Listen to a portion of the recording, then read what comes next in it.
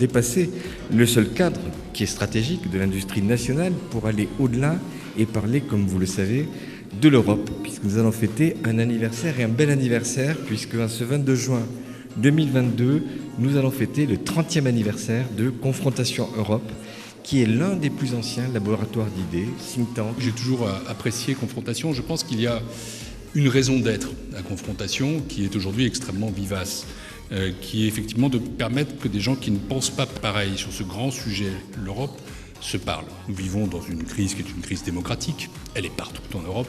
Elle est en France. On l'a vu encore dimanche dernier, comment ne pas l'évoquer. Et c'est pas un hasard si Confrontation est née au lendemain du référendum sur le traité de Maastricht. Regardez la carte électorale du non et du oui en 92.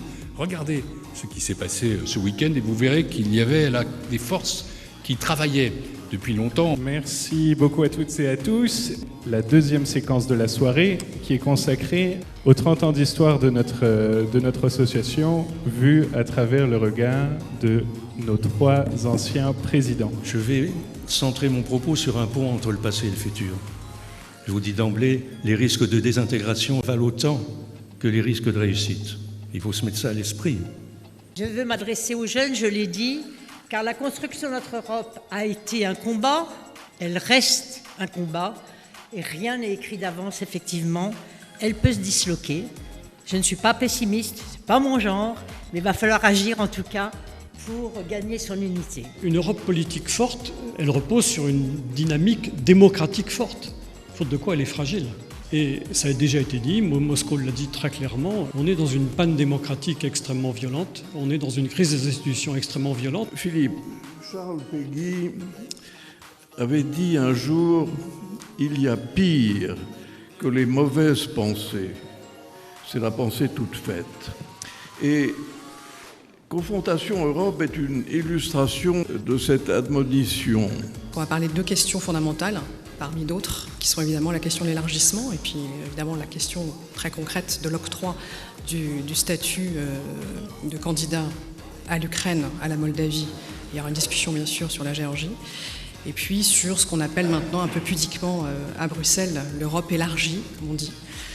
C'est notre projet, un projet que le président de la République a mis sur la table le 9 mai dans l'hémicycle strasbourgeois, qu'on appelle, nous, la communauté politique européenne. Nous avons 4 intervenants. Et le thème sur lequel moi j'aimerais qu'on les challenge, et y compris vous-même si vous avez quelques questions, c'est un peu le rôle des think tanks. Essayez, pour paraphraser Jean Jaurès, aller à l'idéal pour comprendre le réel. C'est de relever l'importance, cette épaisseur historique des think tanks.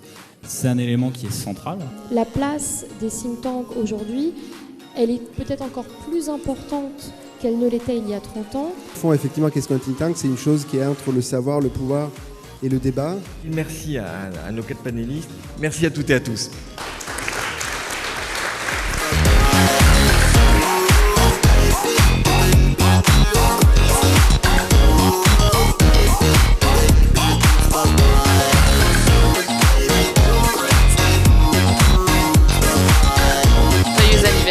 Et puis comme le programme Erasmus+ fête ses 35 ans cette année, encore 35 belles années à Confrontation Europe en plus de ses 30 ans.